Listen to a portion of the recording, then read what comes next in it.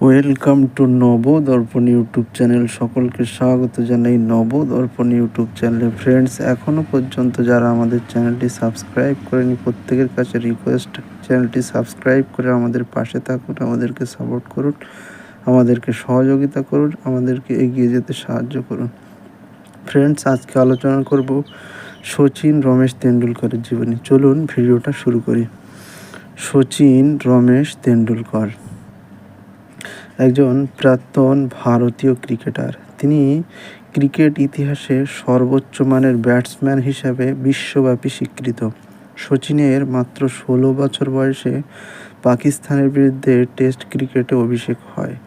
এরপর থেকে প্রায় 24 বছর তিনি আন্তর্জাতিক স্তরে ভারতের হয়ে ক্রিকেট খেলেন।